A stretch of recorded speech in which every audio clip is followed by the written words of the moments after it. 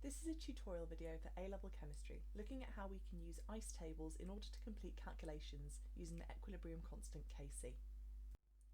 As we saw in the previous video, we can write an equilibrium constant called Kc for reversible reactions that occur where all of the reactants and products are in the same phase. In order to write this expression, we use square brackets to denote concentrations, we use powers to show how many moles of each substance are present, and it's always the products on the top of the expression and the reactants on the bottom. The purpose of Kc is that it's a mathematical representation of the position of equilibrium. Where the value of Kc is larger than 1, the equilibrium lies to the right. Where the value of Kc is smaller than 1, the equilibrium lies to the left. Kc is a constant, but it is temperature dependent, so a particular value of Kc is only true for that temperature. You need to remember that Kc is calculated using concentrations. So in order to work out what's going on, you're going to need to know about the number of moles and work out what the equilibrium moles are, but then you're going to need to use volume to convert these moles to concentrations. The first step in a Kc calculation is usually to work out the equilibrium moles. This is a typical A-level chemistry question, so the setup is that we're told the number of moles of the two reactants, and we're given the equilibrium moles of something. It might be one of the reactants, in this instance it's the product, and we're asked to deduce the amounts of moles of the other substances that haven't been given in the question. So to do this, we're going to draw something called an ice table, and depending on where you learnt about it, ice might stand for initial change equilibrium, or it might be initial change end, but basically it means the same thing. So the first thing to fill in is how much did we start with?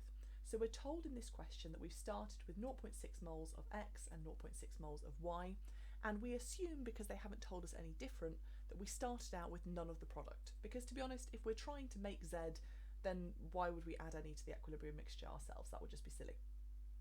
Now, in the question, they've told us the equilibrium moles of something. In this instance, it's Z, so I can fill that one in. Now the middle line of my table is to say how much has this changed by. So to get from 0 to 0.20, we've increased by 0.20. Now I need to look at my equation and I need to look at the coefficients, because that's going to help me to work out how much the other substances have changed by.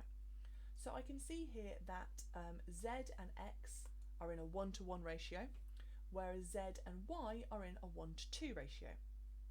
So however much Z has increased by, X will have gone down by the same number of moles, so we can add in minus 0.20 there, and Y will have decreased by double that amount, because in this reaction 1 mole of X reacts with 2 moles of Y.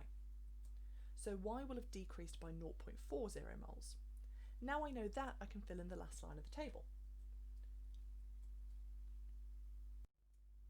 Here's another question of the same type, so pause the video and see if you can draw your own ice table to work out the equilibrium moles of B and C. So the first step is to fill in how many moles we have at the beginning of the reaction.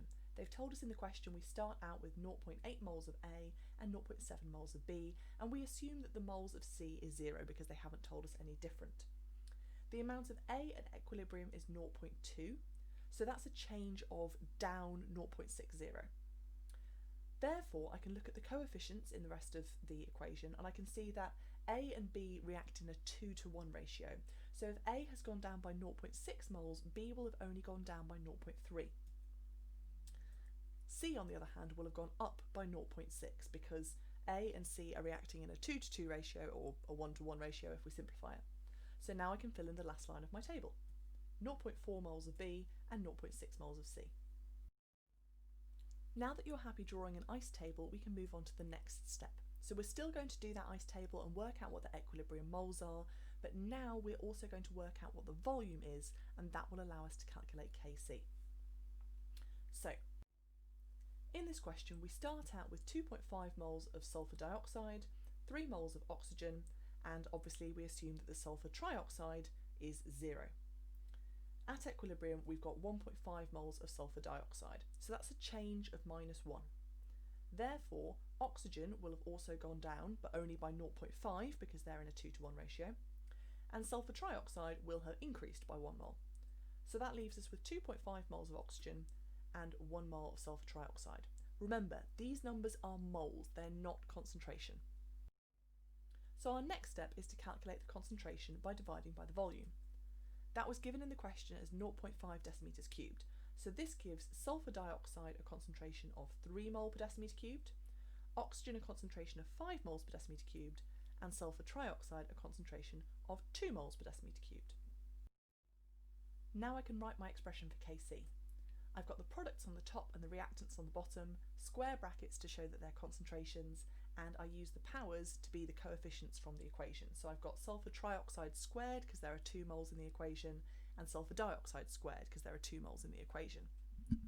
So if I substitute in the values that I've worked out from my ice table, I've got 2 squared over 1.5 squared times 5, and then that gives me a value of 0.36. To work out my units, I need to think about the moles in each instance. So on the left side of my equation, I've got 3 moles, and on the right side of my equation, I've got 2 moles. That's a decrease of 1. So my units then are going to be moles per decimeter cubed to the power of -1. So that works out as moles to the -1 decimeters cubed. Here's another question of the same type for you to have a go at. Pause the video, draw yourself an ice table to work out the equilibrium moles, divide by volume to work out concentration, and then substitute in the values and solve for Kc. When you're done, we can go through it together. In my ice table, I start out with 0.6 moles of hydrogen, 0.4 moles of iodine, and no hydrogen iodide. At equilibrium, I've got 0.04 moles of iodine, so that's a change of 0.36.